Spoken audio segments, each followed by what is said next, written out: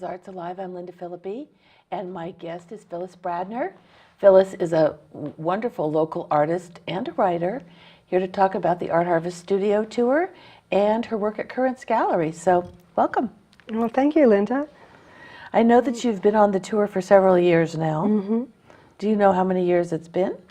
This is my 8th tour. Oh my goodness, okay, great.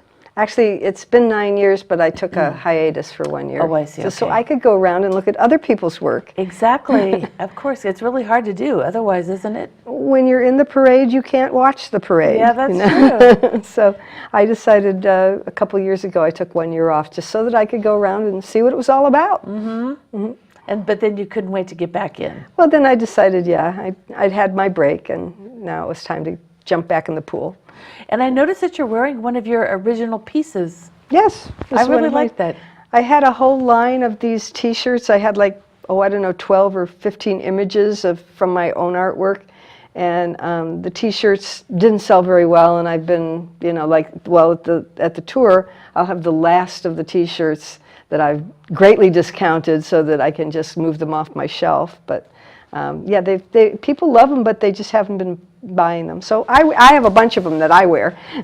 So your prints are popular, but the T-shirt maybe not so much. That's right. That's Okay. right. For some reason, I just couldn't unload all those T-shirts. Well, if it would have said beer of some sort, you probably would have had an easier time. I think so. Okay. So let's talk a little bit about what you do, though, the different types of media that you use, that you work with. Yeah, I have primarily about 4 different media that I work in, although I dabble in others too. But I do hand printing of woodblock prints, which is what the Raven is. Right. I've got my whole Scruffy Raven series, which is about 8 of these scruffy ravens doing things. This one is the cherry picker. And I do etchings, which is a kind of a different process than a woodblock print, but also is run through my little hand press. And then I do painting, and used to be oil mostly. Now it's mostly acrylic. I've discovered how much fun that is. I still do some oil. And then I also hand paint scarves. And so I make silk scarves, and I do other fiber things from time to time, or sort of assemblages and things, but that's my primary medium, are the print making and the painting and the silk painting. When I think of your work, I always think of all the different whimsical animals that you do, whether it's cats or dogs or the ravens. Right. It seems that you've always got a kind of a fun and humorous take on animals doing different things. That is my signature, is that it's practically everything I do is fun. I have, like you say, cats and dogs and birds and and frogs. I do sometimes do frogs. I was going to avoid that. Yeah. But even like some of my photographic etchings where I come from a very fun-loving family. Oh, good. My mother was the youngest of 10 funny people. Oh, how nice. And so there's pictures in my family album from the 1920s of them, playing banjos and having Halloween parties and all sorts of things. And so I have taken some of those photographs and turned them into photographic etchings. And so even when I'm doing something that sort of isn't funny animal, I still try to get a funny subject involved. You're a funny family. So, I guess you hear about the cliche of the tortured artist, but you weren't necessarily tortured and didn't have a miserable childhood. And no, I had a wonderful, fun-loving good. childhood, and I haven't gone through any of those ordeals that the tortured artist goes through. But then you can see that in my work. Absolutely. I think the people who have had a difficult time as an artist, you'll see a much heavier subject matter. Art can be work or it can be fun. For me, it's mostly fun. No, so where are you going to be showing for the tour? Well, I'll be at my own studio in my house. I have a 100-year-old house that's right in the middle of the historic area of downtown McMinnville. You have a fabulous house. I do have a fabulous house. Really fabulous house. And it's over 100 years old, and it's hasn't been remodeled. And so it's got all its original, you know, style and everything. And I have my art studio right in the big front room. And so, you know, that's where I'll be showing my work, and I'll be demonstrating and showing how I make prints and how I paint silk and that sort of thing. I think one of the things that I've always loved about your house and your work in your home is that you live in a work of art. I mean, you live in this beautiful, old, fabulous house that hasn't been screwed up by a bad 60s remodel, and there's all that original dark, beautiful wood. And then with your light-hearted, fun, whimsical art, it's just a nice, you know, it's a nice contrast. Ah, thank you. Yeah, it is. I mean, I find you do better work when you are comfortable and happy in your environment. Right. I've worked in, you know, over the years in various rooms in my house that either have been inspiring or, you know, Less so. less so.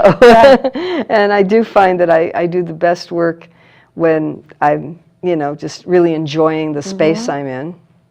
So you brought some images today, and maybe we can take a look at those.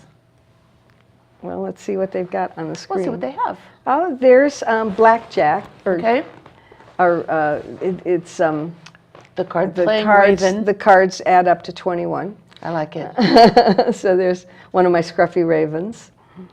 How did you come up with Scruffy Raven? Well, I'm from Alaska, and ravens have a big role in Alaska culture, and we see them all the time. They're huge. They're the size of house cats, you know, and they're always doing the most ridiculous, clever things. And so, you know, it's a natural for someone who loves whimsical animals to go to the ravens. And most of the ones that I would see weren't particularly well groomed. They were kind of scruffy, and so that's where the scruffy ravens came from. I love that. That's great. Oh, and there's one of my signature cats. That's Picasso. I like that.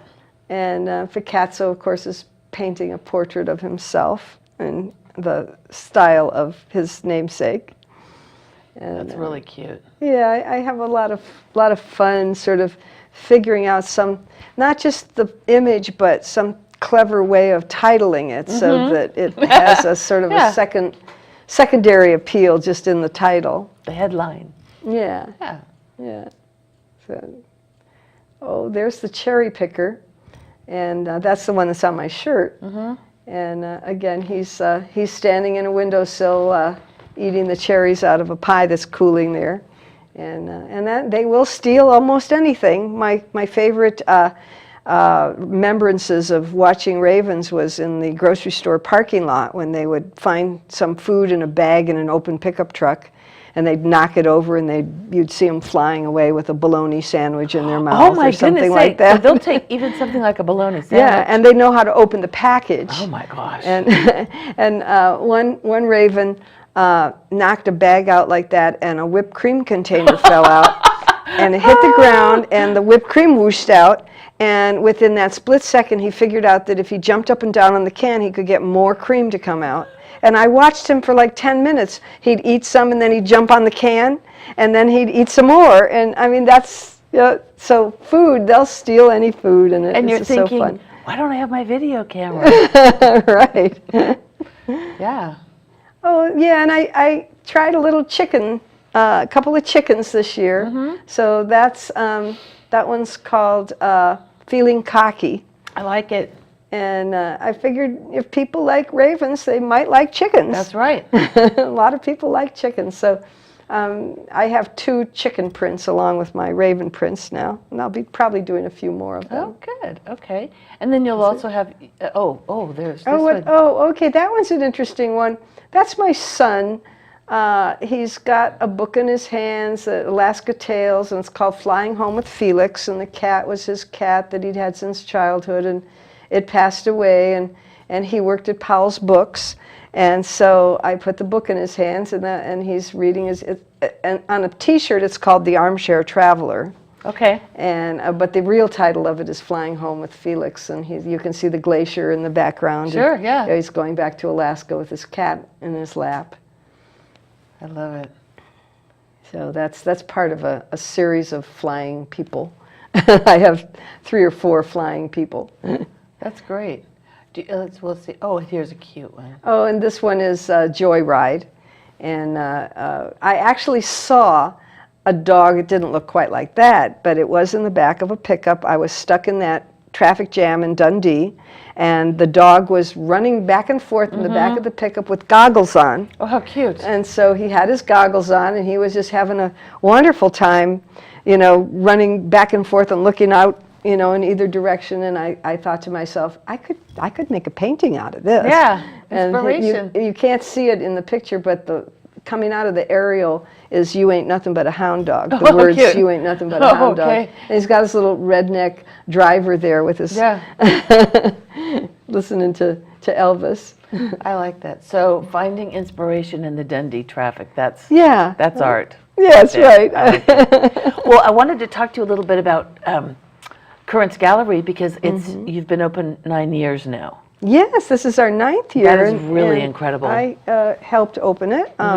When I arrived here from Juneau, I had been in the co-op gallery in Juneau, and so the first thing I did was, where's the co-op gallery? Right. And there wasn't one, but I met some people through the Art Harvest tour, and they put me in touch with some folks who were already beginning to pull that together, to think about doing a co-op gallery, and they'd been doing their research and so forth. And so I joined that group, There you go. and within a couple months we had Currents Gallery open. Yeah. And there are 4 of us who are still from the original group, but other than there's about a dozen of us who actually sit the desk, and 7 of us who are the board of directors that run the gallery.